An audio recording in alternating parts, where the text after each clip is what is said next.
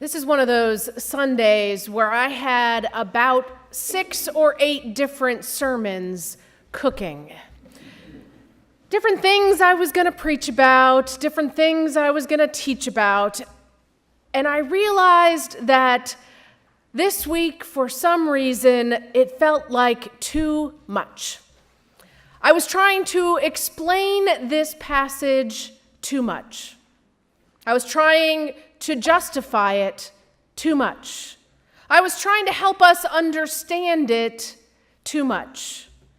I was trying to teach about it too much. And it just felt like too much. I mean, surely 6 sermons was too much, but all of it just seemed like too much. So we're actually not going to talk about what happened actually that day. We're not actually going to talk about the historical importance of connecting Jesus with Moses and Elijah. We're not going to talk about the links between the Hebrew Bible and the story in Luke. They'll be next year.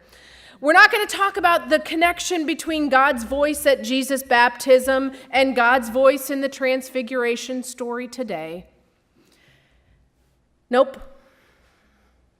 We're just going to sit. We're going to sit and dwell in the dazzling presence of Jesus. We're going to allow ourselves to be amazed at the greatness of God. We're going to allow God to knock our socks off. Why? Because sometimes it's just too much. Sometimes our world is just too much. There's too much depressing news. There's too much fear around us. There's too much worry. There's too much stress. There's too much busyness. There's too much anxiety. And so I invite us to just sit. To sit and bask in the dazzling presence of Jesus. To allow the shining light of God to surround us.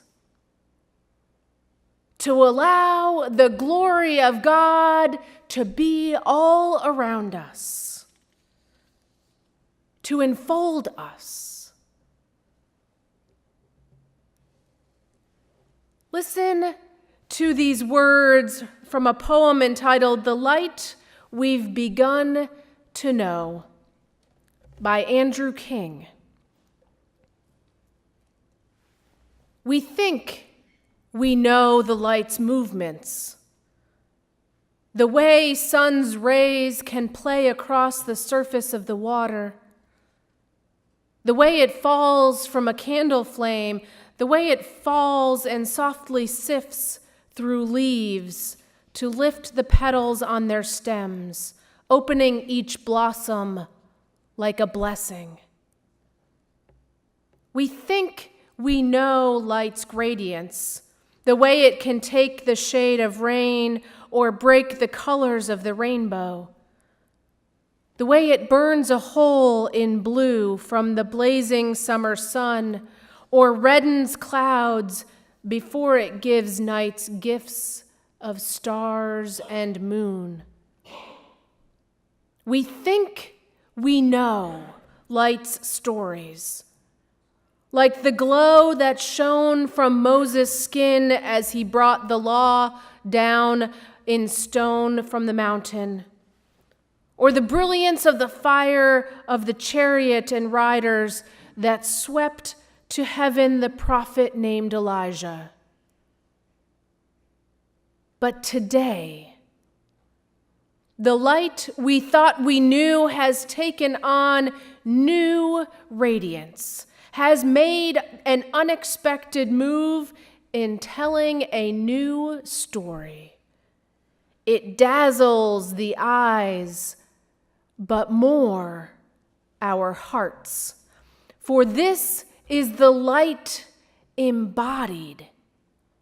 This is the light of the knowledge of God that shines in the face of Jesus. Nor is this the final story that the light in Christ will tell. The veil that is lifted so briefly upon his unseen glory drops again, the tale to remain untold until his rising from the dead, when the light we've begun to know makes its home in the church to reveal his glory in us, and transfigured will be you and me.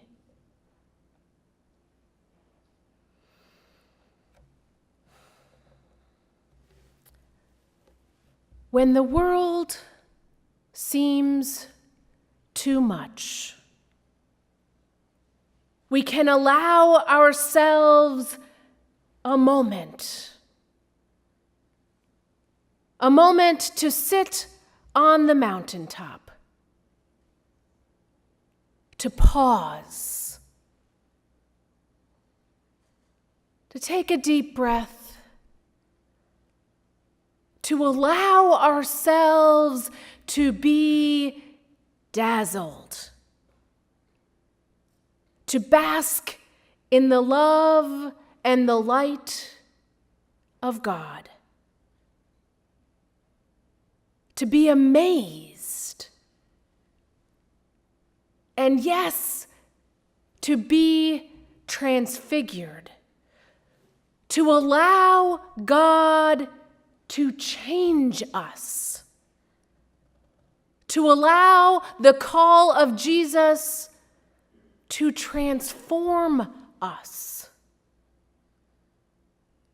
We can remember that indeed God's light changes everything.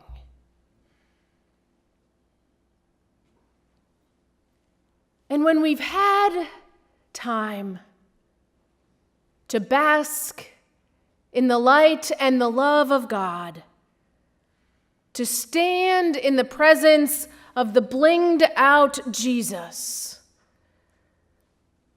we are renewed. We are energized. We are strengthened. We are nourished.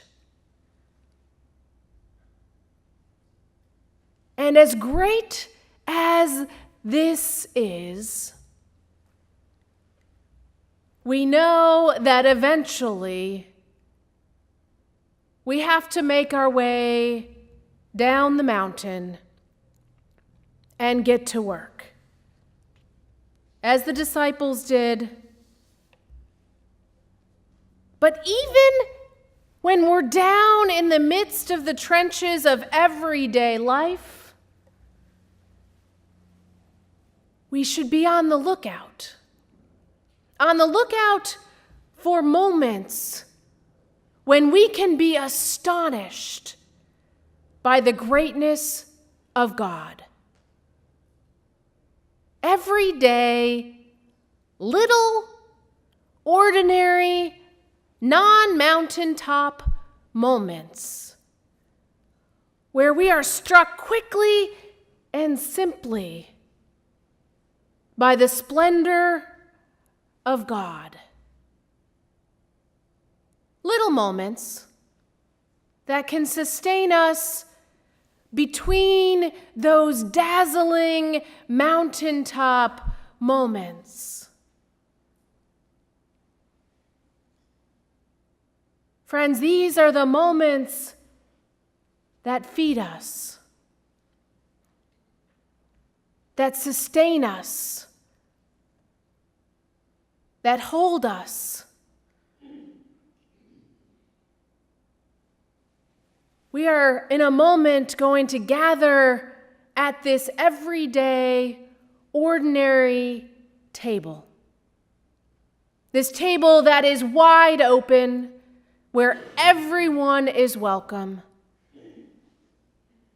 And we prepare ourselves for a moment where God's greatness can be made known to us, where God's light can fill us, where we can be astounded at God's love and greatness, that love that is there for us, that greatness that is all around us.